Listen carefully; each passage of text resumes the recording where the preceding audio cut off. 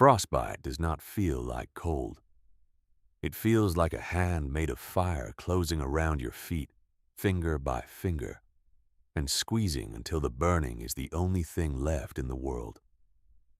Della Ware was 24 years old, and she had stopped being able to feel her hands an hour back, somewhere on the long white grade below the Timberline, which the small clear part of her mind still working knew was a mercy and a warning both.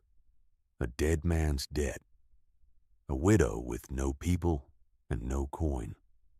A storm coming down off the high passes like a lid lowering on a pot. The men who walked her up the freight road had done the arithmetic out loud before they left her, the way you talk over the head of a horse you're about to put down. And the last thing she heard from another living soul, before the white closed over the road, was a man's voice saying she wasn't worth the feed it would cost to haul her back. She did not lie down. That was the first thing, the thing that mattered, though there was no one on that mountain to see it. She turned off the road where the wind had scoured it half bare, and she put one boot in front of the other up into the trees, because the road went down to the men who had left her, and the trees went up. And up was the only direction in her whole life that had never once belonged to anybody but her. She had spent 24 years refusing what wanted her dead. She was not going to stop on a freight road in the snow to oblige a man who counted her in feed. A mile above her, in a cabin chinked with moss and clay, a man named Jonah Vane heard his dog stop eating. That was all. The dog, a big, shaggy, tan and black brute named Tom, broad in the skull and slow to bark, lifted his muzzle from the bowl, ears swung toward the door, and went still in the particular way that meant something living was out in the weather where nothing living had any business being. Vane had trapped this slope alone for 11 winters. He knew the difference between the dog's hunger and the dog's listening, the way he knew the difference between new ice and old. He set down his own bowl. He reached for the long gun by the door, because on a mountain in the first real storm of the year, a thing that brought the dog up off his supper was never good news, and a man who had buried everyone he ever loved had learned to meet the news standing. Jonah Vane was 37, and built the way the country builds a man who stays, broad through the back, slow to move, careful with his hands. His beard had come in dark and gone gray early at the chin. A jagged pale scar crossed his right cheekbone and disappeared into the beard, a souvenir of a war he did not talk about, fought when he was barely a man, in a peach orchard by a river in Tennessee where he had gone in with his younger brother beside him and come out without him. People down in the mining camp called him the ghost of the high pass, and the unkinder ones called him worse, and he had let every name they handed him stand without argument, because a name was a fence, and a fence kept people on their own side of it, and he had wanted for 11 years nothing on earth so much as to be left on his. He opened the door into a wall of wind. For a moment there was nothing but snow moving sideways, and the cold reaching into the warm room like something with a will. Then Tom was past his leg and gone into the white, and Vane swore once, low, and went after the dog, because the dog did not leave a warm fire and a full bowl for nothing in this world. He found her 60 yards down the slope, on her knees in a drift at the edge of the trees, one hand still locked in the loose hide at Tom's shoulder where the big dog had shoved up under her arm to keep her off the ground. She was not crying. He marked that before he marked anything else, that her face, gone white at the cheekbones and blue at the lips, rhymed pale at the lashes, was set in something that was not fear and was not begging, but something harder. Something that had looked the whole storm in the teeth and dared it to finish what it started. Her coat was a town shawl, thin as a prayer, wrong for this country in every thread. Her lips were moving, He bent down close to hear it over the wind, braced for a plea, braced for his own name, braced for the small animal sounds the dying make when the cold finally turns kind. "Not yet," she was saying. "Not yet. Not yet. Not yet." What? He never learned. Not that night. He got one arm under her knees and the other behind her back, and he lifted her against his chest. And somewhere in the lifting, she stopped being a stranger in the snow and became, instead, his to answer for. And he carried her up through the drifts with Tom breaking trail ahead, and he did not say one word the whole way up, because there was nothing worth saying that was worth the breath it would cost a man in that cold. Inside, he laid her by the fire and did the things that had to be done in the order they had to be done. He didn't let himself think about who she was or how she had come to be dying on his mountain. He thought about her hands, which had gone the color of tallow and would not close. He thought about her feet, which he worked free of sodden, frozen boots and wrapped against the bare skin of his own ribs under his shirt, because that was the warmest thing in the room, and a stranger's modesty was worth less, just then, than a stranger's toes. He melted snow and warmed it and got it past her cracked lips a spoonful at a time. He built the fire higher than he had let it burn in years, and he watched the heat push the cold back out of her face, the slow way, the only way, inch by inch and hour by hour, until somewhere past the deep middle of that long night, the blue went out of her mouth and a little color came up under her skin like a coal, taking light. She slept for a day and a half. I want to stop on this picture for just a moment. A man feeding warmth back into a body the world had thrown out to settle a debt, because it is the whole reason this channel exists. If you have ever watched people decide a person was worth nothing, watch them put a number beside a human being and act on it, and quietly, fiercely wanted to see that person live long enough to make them all wrong, then you already belong here. Take a second and follow Timberline hearts, because the slow, stubborn, unbought kind of love story I tell, the kind where two people the cold should have killed find a reason to want the spring, is the only kind I am interested in. And there is a great deal more of this one still to come. He did not sleep. He sat across the fire with the long gun laid over his knees and Tom's heavy head on his boot, and he watched a stranger breathe in the only place on earth he had ever managed to be left alone, and he turned a hard fact over and over in his mind, worrying at it the way a tongue worries a cracked tooth. Someone had put her out to die. The country itself did not do this. The cold was honest. It killed everyone the same and meant nothing by any of it. But to walk a living woman up a grade in the failing light and turn the wagon and ride down without her, that was a thing men did, on purpose, with their hands and their reasons, and a man who had done it once would surely come back to be certain it was finished. He reached up to the mantel and took down a small brass pocket compass, its case gone dark with handling, its glass face cracked clean across from one edge to the other. He thumbed the lid open.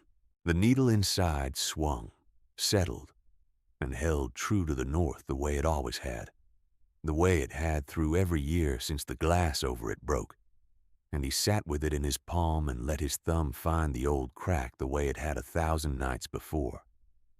And he watched the door, and he did not sleep.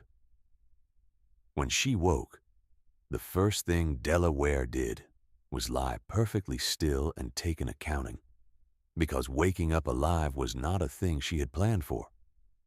And she had learned a long time ago that the wrong move in the wrong room could cost a woman more than the cold ever would. There was a fire. There was the smell of wood smoke and tallow and wet dog, and under it the green smell of moss in the walls. There was a roof of split logs close overhead, and there was a man the size of the doorway sitting against the far wall with a gun across his knees and his eyes on her. The eyes a deep weathered blue, and a pale scar laid across one cheekbone like a seam in old leather. She did not scream. She had been past screaming for years. "Where am I?" she said. Her voice came out a rasp she didn't know. "My cabin." He did not move. "High Pass, North Slope above the camp." The camp. The word landed on her and she felt her whole body go careful. Because the camp was Boone's. The camp was the roadhouse and the freight line, and the ledger with her name in it. And if this man was a camp man, then she had only traded one cold death for a slower one.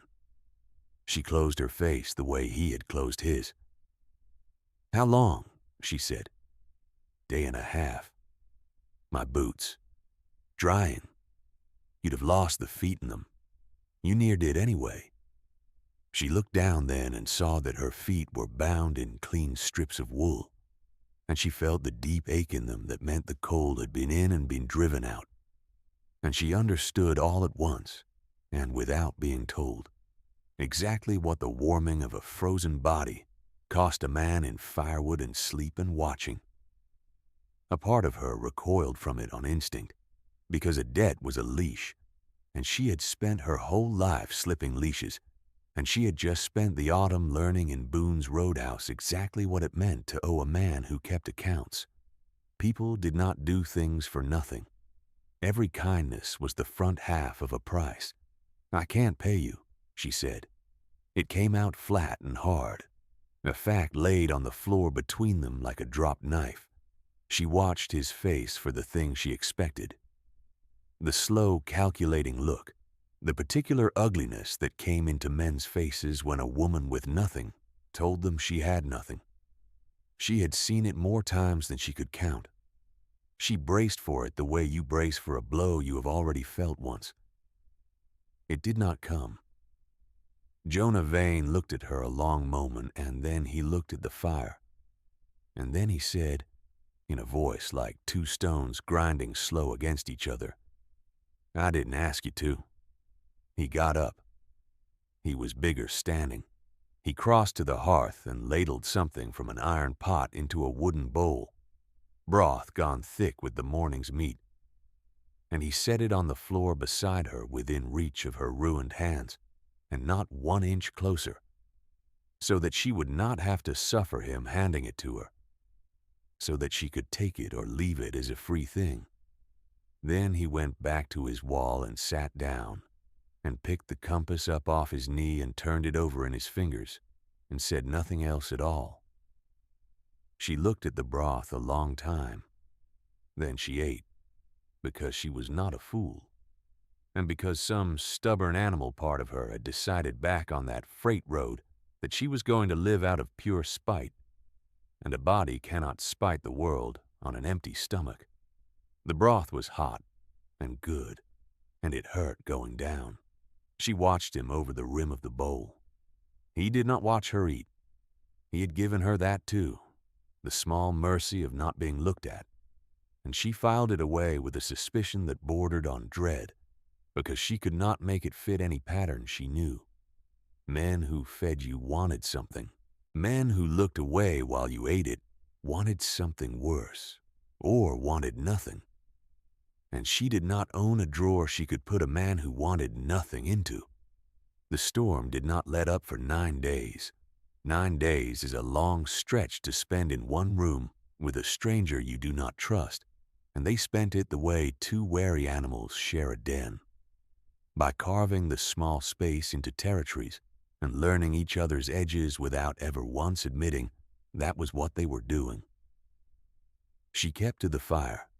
He kept to his work, which in a snowbound cabin was the endless husbandry of staying alive, mending traps, oiling iron, splitting the inside woodpile down and stacking it back, rendering fat, scraping a hide pegged out on the wall.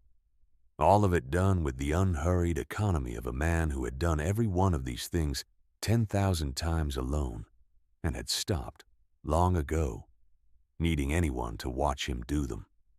He didn't ask her who had left her on the mountain. She noticed that. She noticed it the way you notice a held breath in a quiet room.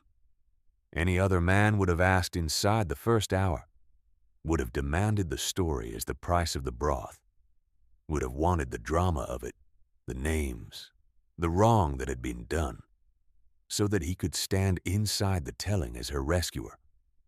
Jonah Vane asked her nothing. He moved through every hour as though her past were a country with a fence around it, and he had no business on the far side of that fence.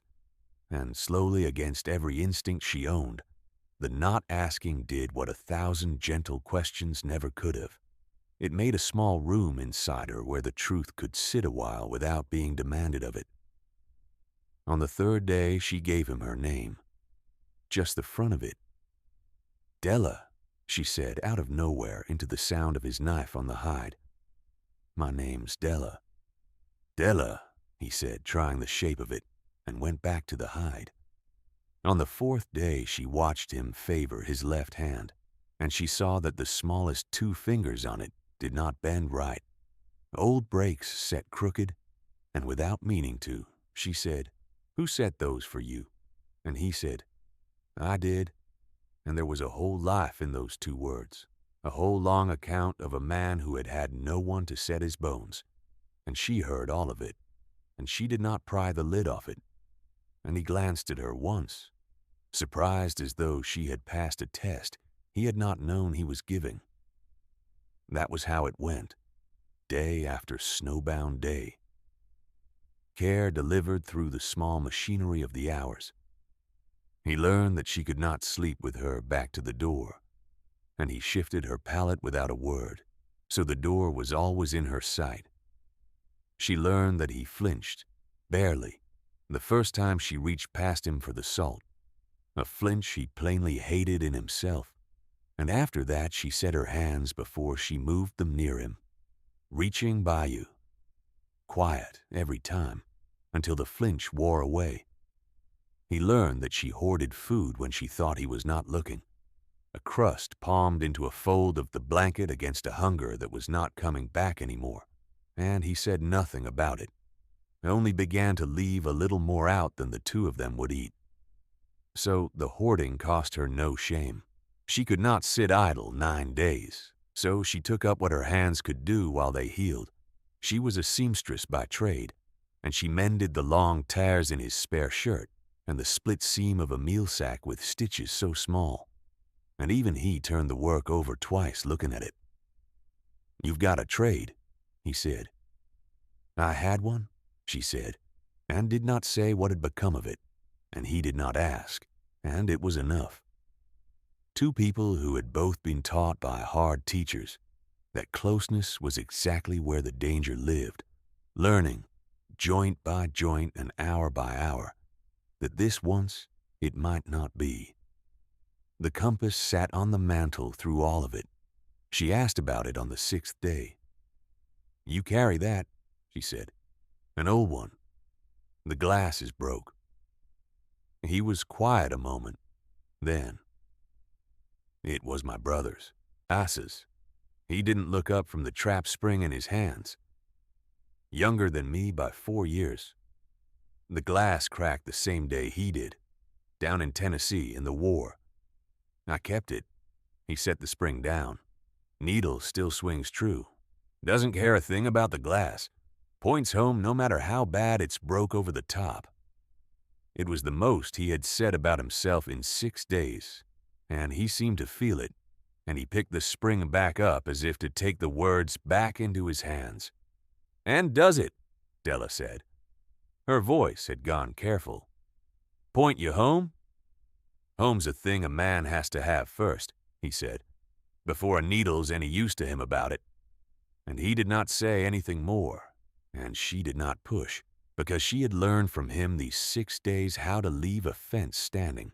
On the 7th day, the cold got down into the cabin in the deep, small hours. The fire burned low, and Della woke shivering on her pallet to find the room gone gray-blue and bitter. She heard him get up. She heard him feed the fire quietly back to life, trying not to wake her. and then she felt the weight of his own coat settle over her, heavy and smelling of him, of wood smoke and cold iron and the clean animal warmth of him, and she lay very still under it with her eyes shut and her heart going hard. And she did not say, "Thank you," because thank you was a coin and this was not a transaction. And she heard him go back to his side of the fire and sit down without his coat in the cold he had just given away. And she lay awake the rest of that night under the weight of a kindness she had no defense against, and felt the last of something inside her, some old, hard, frozen thing, begin against her will to give. On the 8th night, the wind cracked a length of clay loose from over the door, and they sealed it together in the screaming dark, his hands and hers passing the wet moss back and forth. And when it was done, they stood together in the dim, both breathing hard, snow melting in their hair, close enough that she could feel the heat coming off him. And for one long beat, neither of them stepped back, and the few inches between his arm and hers was the loudest silence she had ever stood inside. Then Tom whined from the fire and broke it, and they moved apart, and neither of them said one word about it, and both of them lay awake a long time afterward, thinking about those few inches. On the 9th day, the wind died. The silence after it was so total that they both came awake at once, in the dark, to the sudden absence of the thing that had filled the whole world for over a week. They lay and listened to the nothing. And Della, who had spent 9 days telling herself she did not trust this man, found that the loudest thing in the silence was how badly she did not want the storm to be over, because the end of the storm was the end of the only safe room she had ever stood inside, and she did not yet have a word for what that meant. And she was afraid of the word, and she did not sleep again before the light. In the morning, the world was white and blinding and brutally, gorgeously clear, the mountain washed clean and shining like the first morning of anything. And Jonah Vane stood in his open door looking down the long, bright slope, and he said, without turning, the longest thing he had said to her yet. "2 men brought you up the freight road," he said. It was not a question. I cut the sign on the 4th day before the new snow took it. 2 riders and a wagon, the wagon heavy going up and light coming down. They left you below the trees. He turned then, and the weathered blue eyes were not closed off anymore. Men who do a thing like that come back to be sure of it. They always come back to be sure. A pause. Who are they?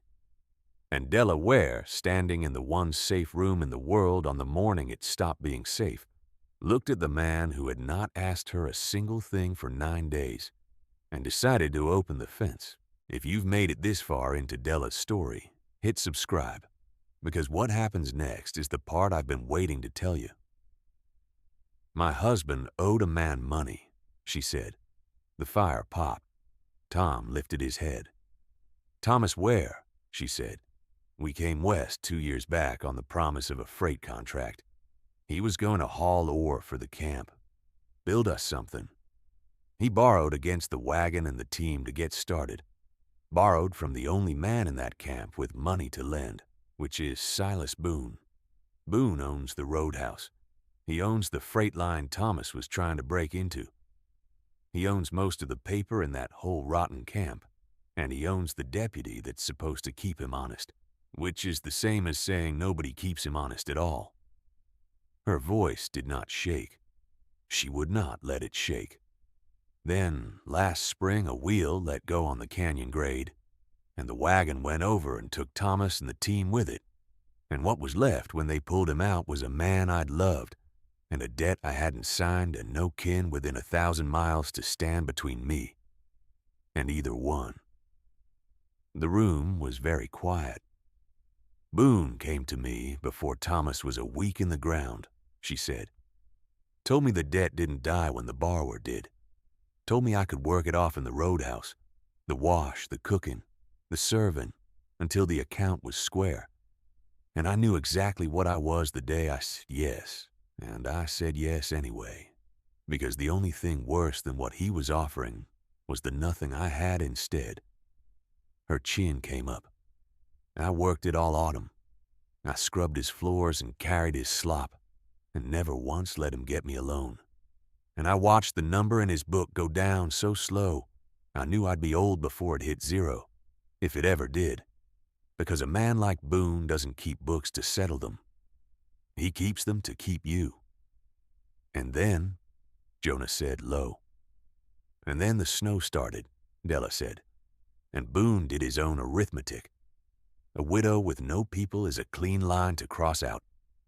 No marks on anybody's hands, no questions from anybody who matters. Just a foolish town woman who wandered off the freight road in the first storm and was never found. Which is exactly how they'll be telling it down there right now. I'd put money on it. He had 2 of his men put me in the wagon and drive me up the grade in the failing light, and they walked me off the road below the trees, and they turned the wagon around. She looked at him steady. They never laid a hand on me. They didn't have to. Boone doesn't dirty his hands when the weather will do it for free. Royston did the talking. He's the big one. Boone's man for the kind of work Boone won't sign his name to. He said the account was getting settled the cheap way. He said I wasn't worth the feed it'd cost to haul me back down come spring. She stopped and made herself say the last of it, because saying it was a way of surviving it. That's what I was worth, by his book. The price of the grain for the horse that carried me up the mountain. Jonah Vane stood in the doorway with the blinding morning at his back and listened to all of it without moving. And when she was done, he was quiet so long she thought, here it is. Here's where he weighs it. A creditor's claim on one side and a half-frozen stranger on the other. Here's where he decides that a man like Boone is a bad enemy to make over a woman he met 9 days ago, and shows me the bottom of him like all the rest. Instead, he stepped back inside and shut the door against the cold. He crossed the room. He took the long gun down from where it leaned and he checked it. No drama in it. Just the plain competence of a man taking the measure of a chore that has to be done. And he said, then they'll come up here, once the pass clears enough to ride. And when they come, they'll find you're not on the mountain anymore. He set the gun back by the door, loaded, ready. You're in a house, with a door, and the door's got somebody behind it now. It was the most that anyone had ever offered Della Ware, and it was offered the way he offered everything. Sideways, in the flat language of logistics, a door and a gun and a man to stand behind both of them. And she understood it for exactly what it was, and she had to turn and face the fire so that he would not see what it did to her.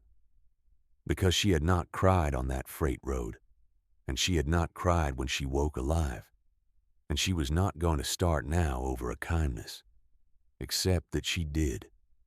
2 silent tracks down a face that had forgotten how, while the compass watched from the mantel and the dog watched the door, and the man behind her had the grace again to pretend he saw none of it. They did not come that week. The snow lay too deep in the pass, and Jonah knew it, and he used the days the way he used everything, with economy and forethought. He taught her the cabin, where the second cache of powder was, behind a loose stone in the chimney, where the snowshoes hung, how the heavy bar dropped across the door, and how to drop it fast. He did not say, in case I'm not here. He didn't have to. He was teaching her to survive him, the way the country had once taught him to survive it, and they both knew that was what it was, and neither of them said it out loud. And in the teaching, something went on thawing that the fire could never have reached. She learned the high country from his door. He had private names for all of it, the names a man gives a world he has lived in alone for 11 years, and never once expected to say aloud to another soul. The widow pine, for a lightning-split snag that had outlived everything around it. The Sermon Rock, the place he called with the closest thing to humor she had yet seen in him. The bank, because a martin he had been after for 3 years denned there, and he had never once made a withdrawal. She laughed at that, actually laughed, a startled, cracked sound she had not made in longer than she could remember. And she realized with a lurch under her ribs that he was looking at her the way a man looks at the first warm day after a winter he was not sure he would live through. And she did not know what to do with that. So she did nothing, and the doing nothing sat warm and frightening in her chest the rest of the day. They fell into the shape of a life without ever deciding to. She woke before him and built the fire up. He came in from the trapline at dusk and found it burning, and her at her stitching. And something in his face eased every single time, as though he had spent the whole cold day half expecting to come home and find her gone. They ate across the fire from each other and did not need to fill the quiet. He began telling her the day's small things, where the martin had doubled back on him, how the creek was sounding under the ice. She began answering with more than one word. The silences between them stopped being walls and started being a room the two of them lived in. And one evening she caught herself humming low under her breath while she worked, a thing she had not done in years, and she stopped, startled, and looked up to find him watching her with a half-mended trap forgotten in his hands, and neither of them looked away as fast as they should have. One night, weeks in now, the wind worrying at the chinking, she asked him the question she had been carrying since the first morning. "Why didn't you ask?" she said. "Who left me? You waited 9 days. Any other man would have made me tell him the first hour, just to feel like the hero of the thing." Jonah was a long time answering. He was working a strip of leather soft between his hands, and he kept working it, and the firelight moved on the scar. "When I was a younger man," he said at last, "I told a story about myself to anybody who'd hold still for it. How I came to be up here. How I came to look like this." He touched the scar without seeming to know he did it, and every time I told it, I was telling it to make a person think a certain thing about me. I was selling it.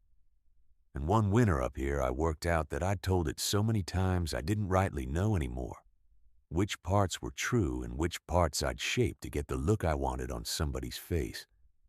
He set the leather down. A person's story isn't a coin to spend on what other folks think of them. It's about the only thing that stays all the way theirs. I wasn't going to make you spend yours on me. Looked to me like you'd spent enough already. The fire cracked. Outside, an owl asked its one question of the dark. "Tell me about your brother," Della said softly. "About Asa. You don't have to sell it to me, but I'd like to be told it. By you, as a true thing." And Jonah Vane, who had not told the true version to a living soul in 11 years, told her. He told her about the farm back in Ohio, and about Asa, who had been the bright one, the talker, the one who could make their mother laugh on her worst day.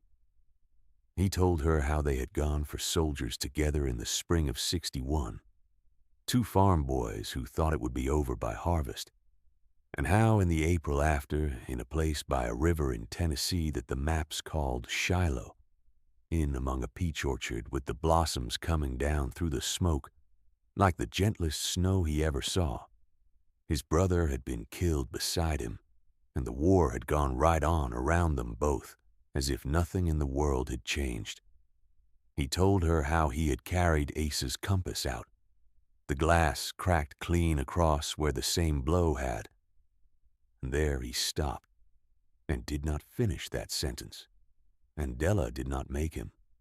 He told her how he had come home to a farm that felt like a coat that no longer fit, and drifted west and kept drifting, higher and lonelier each year, until he found a slope where the silence was total, and he could stop pretending to anyone, himself included, that he was ever coming all the way back. I told myself I'd live and die up here, and I meant it, he said. Felt like the only honest thing left to a man who'd walked out of an orchard his brother didn't. You don't get to keep the warm parts of yourself, I figured, when you're the one who walked out. So I let them go hard, on purpose, because the warm parts are where the grieving lives, and a man can't keep a room heated for grieving and survive a mountain too. He looked at her across the fire, and the weathered blue eyes were all the way open now, every fence down. I held that 11 years, Della. 11 years I was dead sure of it. And then my dog quit eating, and I opened a door, and there you were on your knees in the snow, telling the whole storm you weren't done yet. His voice went rough at the edges, and I have not been sure of one single thing since. Then he did a thing she did not expect. He reached up to the mantel and took the compass down, and he worked the back of the case open with his thumbnail. And from inside the lid he drew out a square of paper, folded so many times and carried so long it had gone soft as cloth at the creases. He wrote this the night before the orchard, he said. Mail hadn't moved in a week. He never got to send it. I found it on him. He unfolded it slow by the fire, his crooked fingers careful, and Della saw the blood go out of his face the way it does when a man is about to do a thing he hasn't let himself do in years. I never read it out loud, he said, not once, not to anybody. And then, because the new thing between them was that the things that were all the way his he would choose now, to make partly hers, he read it to her. It was not long. A young man's letter, the hand quick and hopeful, full of small jokes and the names of men who would not live out the week. He wrote that he was not afraid, which was a lie, and that the coffee was terrible, which was not. He wrote that he had been thinking about home, about the backfield, and their mother's bread, and the dog they'd had as boys. And then, at the end, he wrote a line that Jonah's grinding voice broke clean through on, the only time Della ever heard it break all the way. If it goes bad for me and not for you, big brother, you take this old compass and you keep it pointed home, a real one, with people in it, and a fire lit. And don't you dare let this war turn you into a man who lives nowhere. You were always the one who stayed.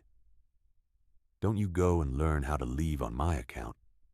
The world's going to be cold enough after this. Don't you help it. Jonah folded the letter back along its soft old creases. He sat a while with it in his two hands, and Della Ware, who had owned almost nothing in her life that someone had not later come to collect at a price, looked at the broken man across the fire, holding the last words of the brother he'd carried out of an orchard, and understood that she was, against all sense, against every leash she had ever slipped, in love with the man the camp called the ghost of the high pass. The space between them on the cabin floor was about 4 feet.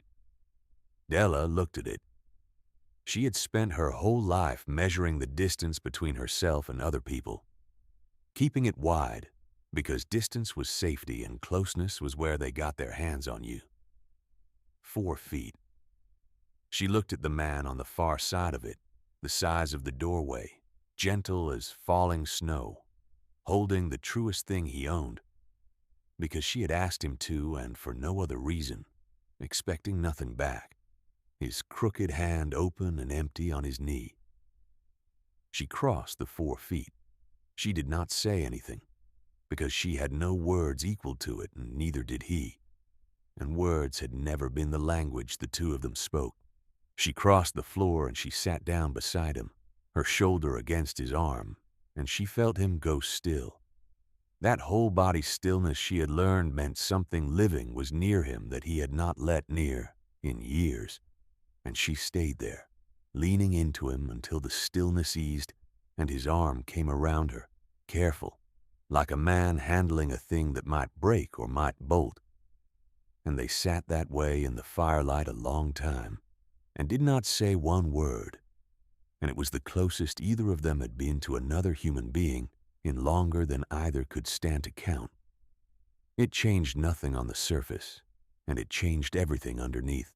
The days went on the same, the fire, the line, the mending, the quiet.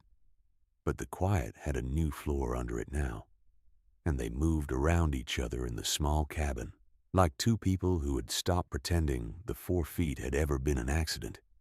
He would come in cold, and she would have his hands in hers, chafing the blood back into the crooked fingers before he could say a word about it.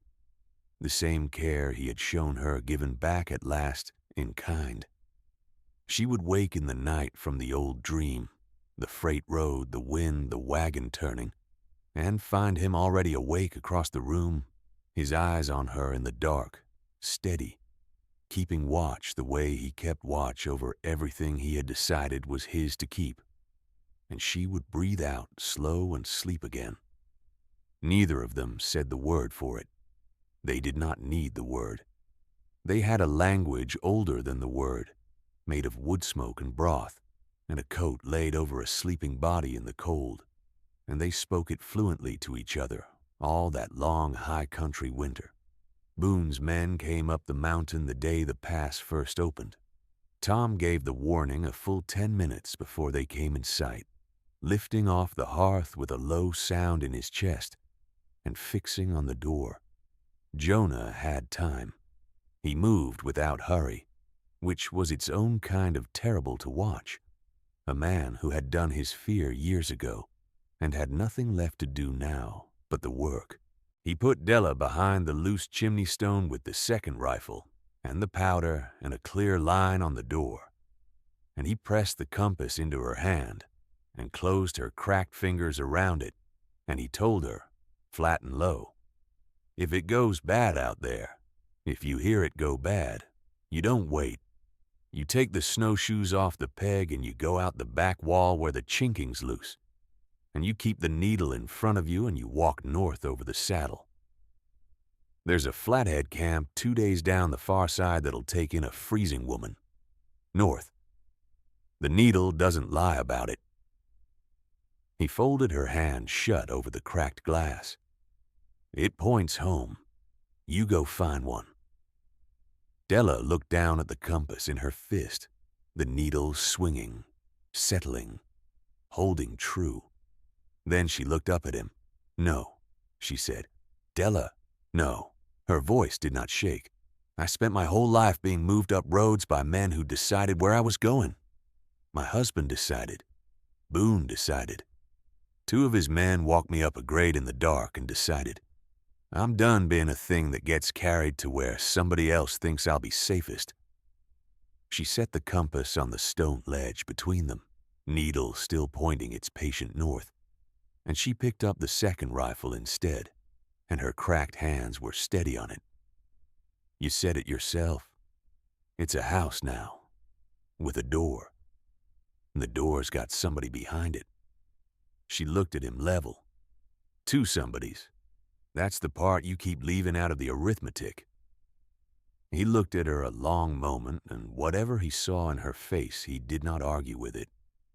He had spent his life learning when a thing was decided. "Then you stay low and you stay behind the stone," he said, "and you don't show yourself till I can't hold it alone. They think you're dead. Dead's the only card you've got that they don't know you're holding. Don't spend it till it takes the hand." And then he went out and stood in front of his own door, with the long gun cradled easy across his arm, and waited for them to ride up, the way he had waited 11 years for nothing at all.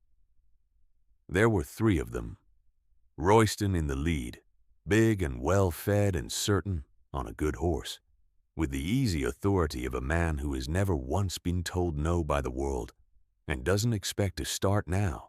Behind him, a lean, watchful rider named Pell with a rifle across his saddle. And hanging back, the camp deputy, a soft man with a tin star and a face the color of curdled milk, there to make whatever happened up here legal on the way back down. That's far enough, Jonah said when they were 40 feet out. Royston reined in and looked the big trapper over and was plainly not impressed, because Royston had never in his life met the thing that should have impressed him. "We're looking for a woman," he said. "Got herself lost on the freight road a few weeks back. Boone's worried sick about her. She owed him, and a debt's a debt, but a man's got a conscience." The lie came smooth as poured fat. "You see anything up here, friend?" "No," Jonah said. "That a fact?"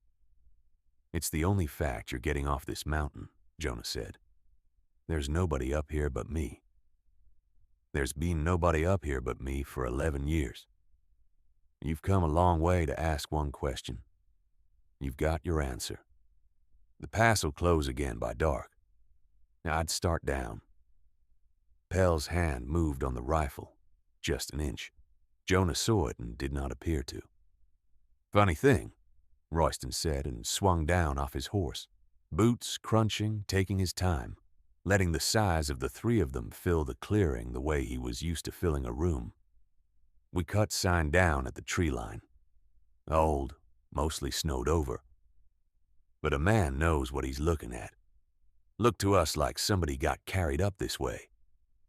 He smiled. It did not reach his eyes. "And here's the only house for 10 miles. And here's you, awful quick to tell us to go." He took a step. "Why don't we just have a look inside, friend, and put Mr. Boone's mind at ease?" "Because it's my door," Jonah said, "and you weren't asked through it. And the easy thing went out of the clearing all at once. What happened next happened fast, the way these things do after they have been slow for a long time." Pell brought the rifle up.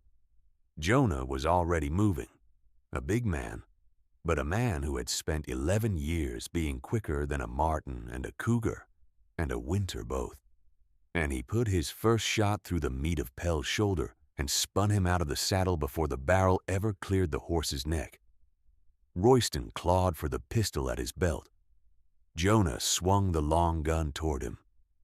And in the half-second it took to swing, the deputy did the most useful thing a coward ever did, which was nothing at all. He sat his horse frozen, hands nowhere near his gun, having discovered in one cold instant that there is a wide gulf between watching a thing get done and being the one in front of the rifle when it does. But Royston was fast too, faster than a heavy man had any right to be, and his pistol came up and barked, and Jonah Vane took the ball high in the left side and staggered, and the long gun's second shot went wide into the snow, and Royston grinned through the powder smoke and steadied the pistol on the big man's chest for the killing shot. And there was nothing at all between Jonah Vane and the end of his 11 lonely years, but 6 feet of cold, bright mountain air. That was when the cabin door opened. Not the chimney stone, the door.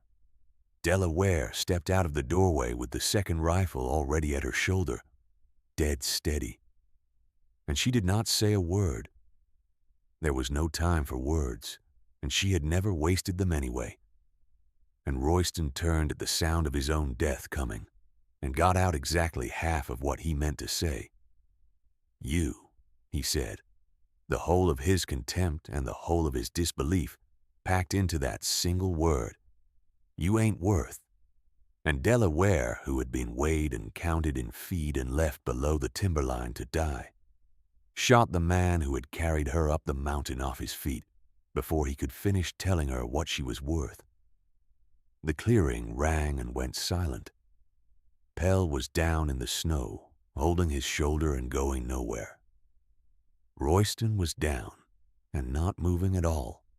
The deputy sat his horse with his soft, empty hands held high, and his face gone the color of the snow around him, watching the woman they had all agreed was already dead stand over the body of the man who had given the orders, the smoking rifle steady in her cracked hands, and learning, a little late, What the world costs a man when he lets the winter do his killing for him and assumes the dead stay quiet. Della did not look at him. She had already dropped the rifle and was across the clearing and on her knees in the snow beside Jonah. Both hands pressed hard to the dark, spreading high on his left side, her voice gone ragged and fierce. "No," she was saying. "No, you don't. You don't get to do this. You swore you'd live up here. You swore it. So you live. Do you hear me? You live."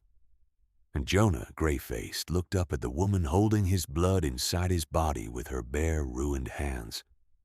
And the corner of his mouth moved, and he said in a thread of the grinding voice, "Bossy." And she laughed, a terrible, cracked sob of a laugh, and pressed harder and did not let him go. She did not let him go for 3 days. She got him inside, she and the deputy both, because the soft man climbed down off his horse and helped her without being asked and without a word, having decided somewhere in that ringing silence which side of his own life he wanted to be able to live with.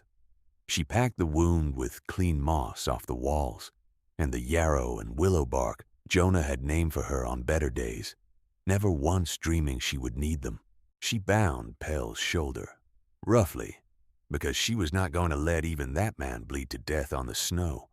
And then she stood over the deputy while he loaded his dead and his wounded, and she said to him the only thing she said to any of them: "Tell it however you have to, down there, to keep your star, but you know what you rode up here to be a part of. You carry that down the mountain too." And the deputy, white and shaking, said, "Yes, ma'am," and took Boone's men down, one across a saddle and one cursing through his teeth, and the camp would have its story by nightfall. And for once, it would be near enough to the true one, because a frightened man had looked his own worst self in the face in a snowy clearing, and found he could not quite finish being it.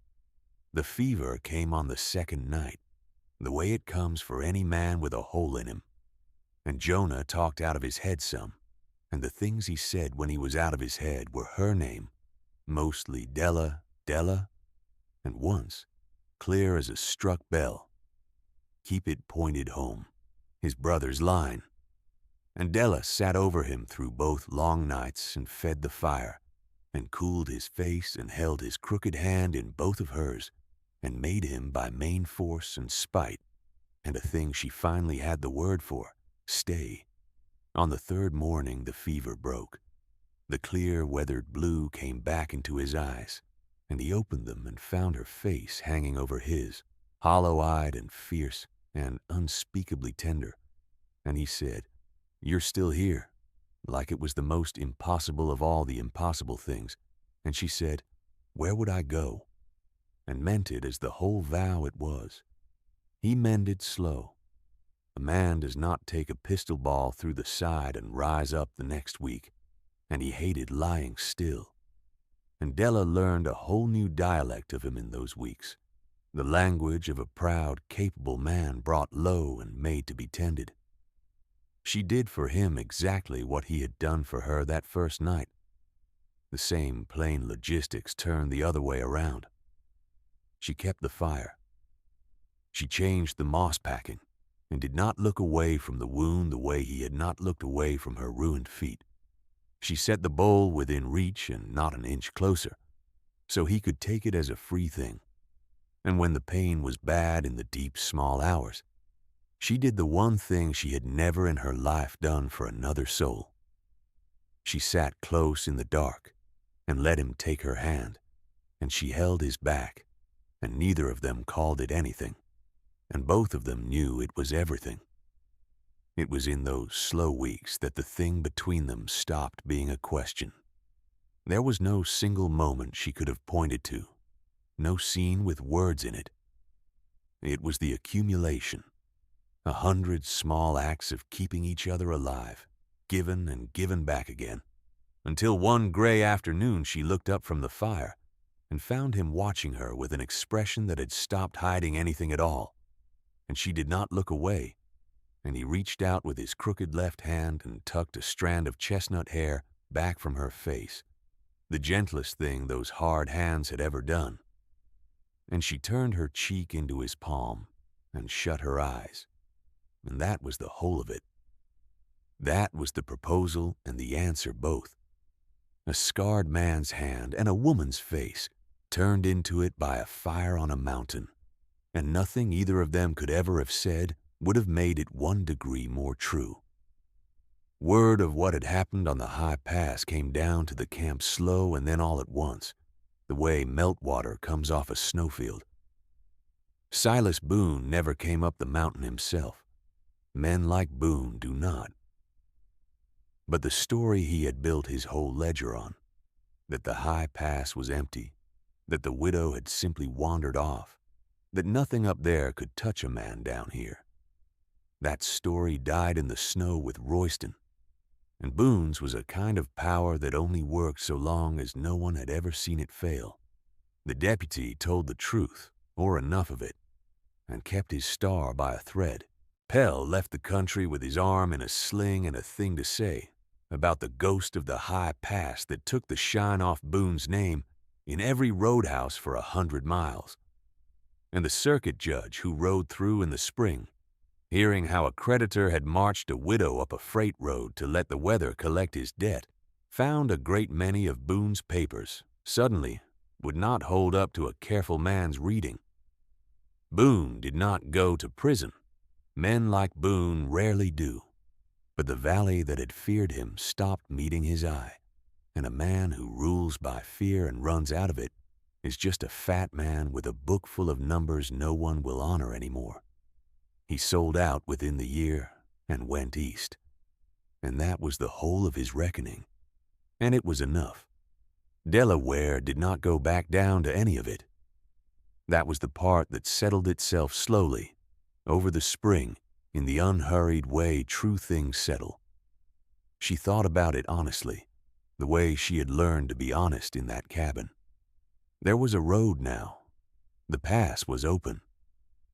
With Boone broken, there was a wide world below her where a good seamstress with steady hands could make a clean and ordinary life and never again be anyone's collateral. Jonah, healing, watched her think it and made himself say it once, plainly, because he loved her and because his brother's letter had taught him the price of letting someone learn to leave. "There's a road now," he said. "You don't owe this mountain a thing.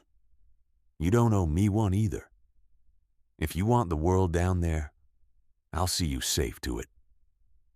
She walked to the mantel. She took down the compass, his brother's compass, the needle swinging and settling and holding its patient north. She looked at it a long time.